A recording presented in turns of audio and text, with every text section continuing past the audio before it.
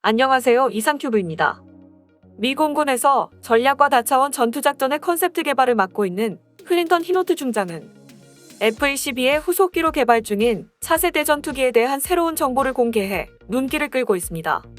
본론으로 들어가기 전에 외신에서 보도되고 있는 미 공군의 차세대 전투기에 대한 정보를 정리해두겠습니다. 미 공군의 차세대 전투기 개발 계획은 NGAD 프로그램으로 불리며 여기에 6세대 전투기로 지목되는 유인 전투기와 무인 전투기를 개발하는 프로그램이 통합되어 패밀리 시스템을 형성하고 이 NGAD 프로그램에 포함되는 전투기군을 개발하기 위한 접근 방식이 디지털 센츄리 시리즈입니다. 미 공군은 서비스 및 장비 도입에 관한 경년제 보고서를 발표했으며 이중 차세대 전투기에 대한 항목도 있었습니다. 이 항목에는 아직 발표되지 않은 차기 전투기와 관련된 컨셉 아트가 공개되어 눈길을 끌었습니다. 보고서의 NGAD 항목을 보면 디지털 엔지니어링과 소프트웨어의 애질 개발, 오픈 아키텍처를 채택하여 개발되는 새로운 플랫폼은 가장 어려운 작전 환경하에서도 항공우세를 실현하는 관통형 전투기가 된다는 취지의 내용이 기재되어 있으며 장기간의 개발 기간이나 터무니없는 라이프 사이클 비용을 회피하기 위해 전통적인 개발 접근법이 아니라 디지털 센츄리 시리즈라 불리는 새로운 개발 방법을 채택하여 상업적 모범 사례를 도입한다고 밝혔습니다. 디지털 센츄리 시리즈라 불리는 새로운 개발 접근 방식을 간단히 설명하면 현대의 전투기 개발은 복잡하고 10년 이상의 개발 기간이 소요되며 완성될 무렵에는 개발 초기에 예상했던 전장 환경이 변화하여 즉시 업그레이드해야 하며 제조 후 15년이 경과하면 기체의 유지보수 비용이 매년 3%에서 7%씩 상승하고 있으며 제조 후 30년이 경과하면 대규모 유지보수 혹은 업그레이드가 필요하게 됩니다. 게다가 인력과 비용 및 시간을 대량으로 동원해 개발이 이루어지기 때문에 한번 개발 방침이 정해지면 변경하거나 중지하기가 쉽지 않습니다. 미국은 이런 거대한 개발 체제를 재검토하여 50년대의 다른 개념이나 기술을 채용하고 차례대로 등장시킨 센츄리 시리즈를 현대에 재현시키려는 것이 디지털 센츄리 시리즈의 의미이며 이것이 정말 기술적으로 실현 가능한지를 미 공군이 작년 여름까지 증명한다고 했지만 정말 증명해오리라고는 생각하지 못했습니다. 미 공군에서 조달을 담당하고 있는 윌 로퍼 차관보는 작년 9월에 차세대 전투기의 프로토타입을 비밀리에 설계 제조해 이미 시험 비행을 하고 있습니다고 밝히고 미 공군이 기존과는 다른 방법으로 차세대 전투기를 만들 준비가 완료됐다고 말해 눈길을 끌었습니다. 로퍼 차관보는 차세대 전투기의 프로토타입에 대해 자세한 내용은 밝히지 않았지만 이번 건에서 가장 중요한 것은 프로토타입에 관한 정보를 미 공군이 분석한 후 1년 만에 실증기를 완성시켜 시험할 수 있다는 것을 증명한 것이 중요하다고 설명하고 이번 프로토타입은 컴퓨터를 구사한 디지털 엔지니어링과 소프트웨어인 애질 개발 그리고 오픈 아키텍처를 채용한 미 공군 최초의 항공기라고 말했습니다.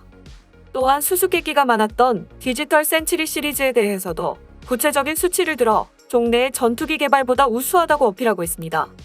F-35A의 라이플 사이클은 약 50년으로 알려져 있으나 디지털 센츄리 시리즈에서는 8년마다 새로운 전투기를 구입하고 16년마다 새로운 전투기와 교체해 나가는 사이클을 채택하기 때문에 미 공군은 매년 50대에서 80대의 전투기를 계속 구입해야 하며 따라서 디지털 센츄리 시리즈의 전투기 개발 비용은 18%로 증가하게 됩니다. 그러나 업그레이드 비용은 79% 절감할 수 있고 유지 비용은 50%를 절감할 수 있기 때문에 라이플 사이클 비용 전체로 보면 약 10%의 비용을 절약할 수 있는 것 같습니다. 한마디로 말하면 50년을 운용할 전투기를 개발해 유지하는 것보다 10% 저렴한 비용으로 8년마다 능력이 향상된 신형 전투기를 도입할 수 있다는 점에서 새로 설계한 전투기가 새로운 기술을 도입하기 쉽고 성능이 향상된 전투 능력을 갖출 수 있습니다. 또한 중국과 러시아 등 적기의 개발 동향을 파악하여 적기의 약점을 전투기에 적용시켜 전장에서 바로 활용할 수도 있습니다. 더 이상 NGAD에 대한 내용을 기술하면 영상이 길어지게 되므로 자세한 내용은 지난 영상에서 언급하고 있으므로 관심이 있는 분은 읽어주었으면 합니다.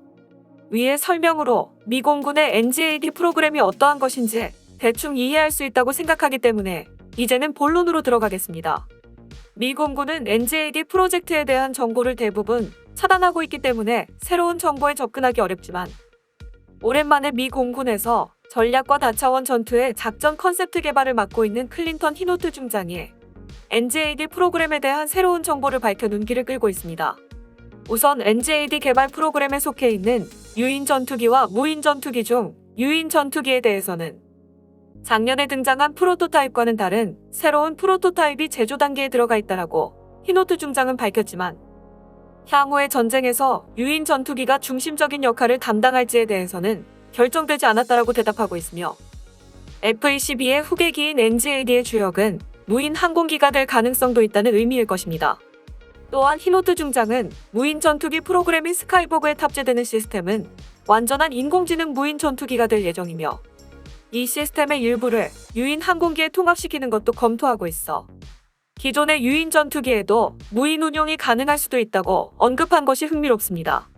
이 기사를 읽으면서 개인적으로 히노트 중장이 언급한 화두 중 가장 흥미로웠던 것은 2030년대 중반에 대만을 무대로 한 워게임에서 F-22와 F-35 등 5세대 전투기는 별로 도움이 되지 않았다는 것입니다. NGAD 패밀리가 실용화되었다는 전제 아래 2030년대 중반에 중국의 대만 침공을 상정한 워게임에서 NGAD는 중국군의 위협이 존재하는 공역에서의 임무에 도움이 되었지만 F-22나 F-35 전투기에 같은 임무를 맡기면 미션 수행에 실패했다라고 말하고 있으며 이것은 NGAD와 5세대 전투기의 스텔스 능력의 차이도 있지만 F-22 및 F-35의 항속거리가 짧기 때문에 활동에 제한이 많다고 말하고 있습니다. 히노트 중장은 F-22 기체 내 연료 탱크만으로는 항속거리가 짧고 외부 연료 탱크 2개를 탑재해도 3,426km밖에 비행할 수 없으며 이와 같은 상황은 F-35에서도 크게 달라지지 않는다라고 말했습니다. F-22나 F-35의 항속거리가 짧다고 하면 F-15EX나 F-16CD는 미국의 전술에서 쓸모가 있을까라는 의문도 들지만 F-15EX나 F-16CD는 공중급유를 전제로 한 기체 설계와 전술에서 유래했을 가능성이 높습니다. 우선 스텔스 능력이 없고 5세대 전투기보다 항속거리가 짧은 F-15EX와 F-16CD 같은 4.5세대 전투기는 고도의 적방공 시스템이 배치되어 있고 적 전투기가 배회하는 공역으로 침입하는 것은 매우 위험합니다. 따라서 이러한 공역에 침입하여 미션을 실시하거나 아군의 센서 노드로서의 역할을 하는 것이 스텔스 능력을 갖춘 F-22나 F-35의 역할이며 당연히 중국군의 위협이 존재하는 공역으로 침투하기 때문에 4.5세대 전투기가 활동하는 공역보다 전방에서 전개될 필요가 있습니다. 하지만 5세대 전투기들이 전방에서 비행하게 되면 연료가 부족하게 되고 부족한 항속거리를 보완하는 것이 공중급유인데 러시아와 중국이 방공 시스템으로 운용하는 요격 미사일이나 전투기에 탑재하는 공대공 미사일의 교전거리가 매우 길어 기존의 운용 방법으로는 공중급유기가 격추될 위험이 높기 때문에 5세대 전투기의 급유 포인트를 후방으로 낮출 필요가 있습니다. 하지만 이러한 간격 차이 때문에 F-22와 F-35는 중국군의 위협이 존재하는 공역 침투 임무에는 적합하지 않다라는 뜻일 것입니다. 즉, 급유 포인트를 후방으로 낮춘 상태에서 중국군의 위협이 존재하는 공역에 침입해 임무를 충분히 수행할 수 있는 NGAD의 항속거리는 상당히 길게 설정되어 있다는 의미이며 따라서 NGAD가 완성되기 전에 중국이 대만을 침공한다면 2019년 이전에 했었던 워게임 결과가 재현될지도 모릅니다. 과거의 미 공군은 대만을 무대로 한 워게임에서 모두 중국에 패배했으며 2020년 가을에 2030년대 중반을 상정하고 NGAD나 B-21과 같은 미래에 도입 가능한 전력을 투입한 워게임에서는 중국군의 격퇴에 성공했습니다. 참고로 F-22 및 F-35가 2030년대 중반의 대만을 무대로 한 워게임에서 큰 도움이 되지 않았다는 것은 중국의 위협이 존재하는 공역으로 침입한다라는 미국의 전술하에서 NGAD에 뒤떨어졌다는 얘기이며 중국군이 운용하는 전투기에 비해 F-22나 F-35의 성능이 떨어지거나 별로 도움이 되지 않았다라는 뜻은 아닙니다. 어쨌든 미국 공군에서 다차원 전투작전과 전략의 컨셉 개발을 담당하고 있는 클린턴 히노트 중장의 이번 발언으로 F-22의 퇴역은 기정사실화가 될 것으로 보입니다. 이상 마치겠습니다. 시청해주셔서 고맙습니다. 이상튜브였습니다.